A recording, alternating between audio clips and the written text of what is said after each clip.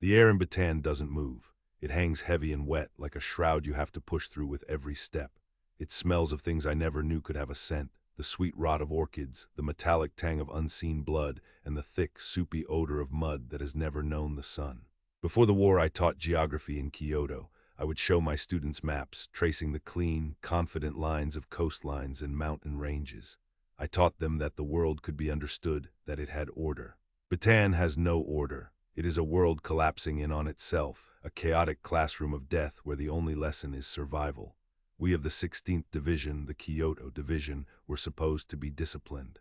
We were sons of the ancient capital, men who understood propriety and duty. But hunger is a poor teacher of discipline. It gnaws at you, not just in the stomach, but in the mind. It unravels the threads of honor, leaving only the raw, desperate animal behind. My own thoughts had become a geography of hunger. A landmark was a tree that might have edible fruit. A valley was a place where water might collect. A ridge was a line of sight to the enemy who had food we did not. We were retreating, a tactical withdrawal the officers called it, but we knew. Every man whose ribs showed like the terraced hillsides of home knew the truth. It was a rout. We were being bled white by an enemy we could not see, by fevers that stole men in their sleep, and by this jungle that seemed to actively hate us. The Americans and their Filipino soldiers were ghosts. They knew the land. To them, this was not a green hell, it was a fortress. To me, a teacher of maps, it was the ultimate humiliation. I, who could chart the world on paper, was utterly lost. My Arisaka rifle felt less like a tool of liberation and more like a heavy, useless branch I was forced to carry. The paternal instinct I once felt for my students, I now felt for the boys in my squad. Boys like Sato, barely 18, from a village just outside the city. His eyes, once bright with patriotic fervor, were now hollowed out by malaria. I would save a portion of my meager rice ration for him, telling him it was an order. A teacher's habits die hard. You see a struggling pupil and you try to help, but what lesson could I offer here? How to tie a tourniquet, how to tell the difference between the whistle of a mortar and the shriek of a monkey. These were not lessons for the future of our empire. They were lessons in how to die a little more slowly. My greatest fear, the one that coiled in my gut alongside the hunger, was not of an American bullet or a Filipino bolo knife. It was the fear that the man I was, Tanaka Kenji, sensei, was being erased. That each trigger pull, each cold, logical assessment of a kill zone was scraping away a piece of my soul. I had told my students that our divine mission was to build, to enlighten, to create a new Asia free from the West, but all I had done was destroy. I was becoming a simple instrument of destruction, and the thought was a colder dread than any jungle ambush. The day it happened, the sky was the color of a dull lead. The rain had stopped, but the world was still dripping. We were moving through the ruins of a small barrio. The nipa huts were splintered and burned, pockmarked by shrapnel. It was a place of ghosts. A child's sandal lay half buried in the mud. A cooking pot, blackened and bent, sat beside the ashes of a home. We were scavenging like crows picking at a corpse, looking for anything. A can of food, a handful of rice, even clean water. I was methodical, my teacher's mind imposing order on the chaos. I moved through what might have been a small schoolhouse. The roof was gone and the jungle was already beginning to reclaim it, vines snaking through the empty window frames. The floor was a slurry of mud, paper, and shattered wood. My eyes, honed to notice details, scanned everything.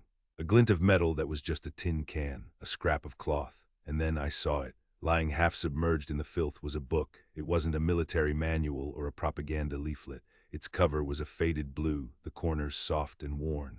It was a child's textbook, a primer. The kind of book a boy holds in his hands when he is first learning to connect the shape of a letter to the sound it makes, the first step on a journey to understanding the world.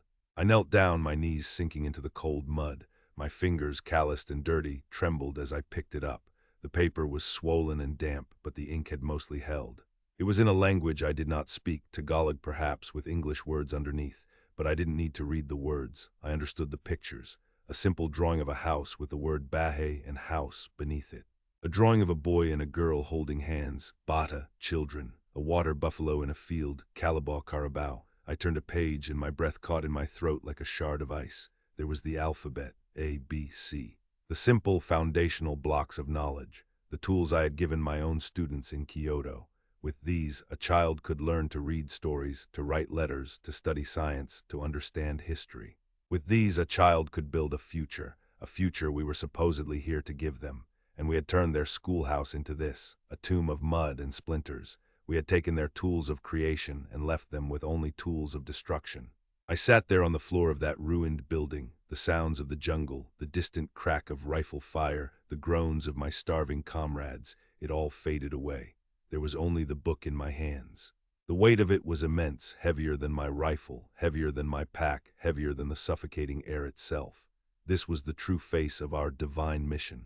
This was the cost of our liberation. We were not planting seeds of a new era. We were burning the fields and poisoning the wells of the next generation. The faces of my students in Kyoto swam before my eyes. Their clean uniforms, their eager faces, their unquestioning belief in the words I had taught them about honor and destiny. What would they think if they saw me now? A dirty, skeletal figure in a ruined school, holding the stolen future of another child in my hands. I had failed them. I had failed this unknown Filipino child. I had failed everything it meant to be a teacher. The paternalism I felt was no longer just for my young comrades. It swelled into a vast, terrible grief for all the children of this war on all sides. The boys we were killing, the children we were orphaning, they were all students in a lesson no one should ever have to learn. Sato's voice, thin and reedy, cut through my trance. "Sensei, Tanaka-sensei. Did you find something?" I looked up at him. His face was a pale mask of fever and confusion. He saw the book in my hand. "It's nothing," I said, my voice hoarse. "Just paper, useless." I let the book fall from my fingers. It landed with a soft, wet slap in the mud.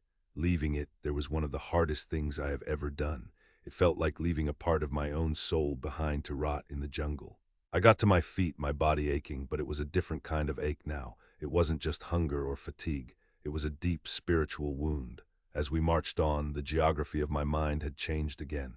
I still saw the tactical landscape, the lines of fire, the sources of danger, but I saw something else too. I saw the ghosts. In every shattered hut, I saw a family. In every silent field, I saw children playing. And in the face of every enemy soldier, I saw a boy who once sat in a classroom, learning his letters from a simple blue book. The war went on. We were eventually victorious on Bataan.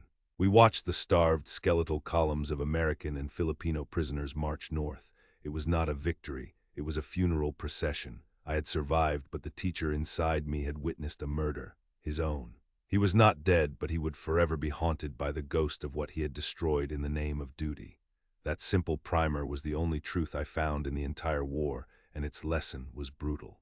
The first casualty of any war is not the truth of nations, but the future of its children. These memories are heavy, but they must be shared. Subscribe to ensure these stories are never forgotten.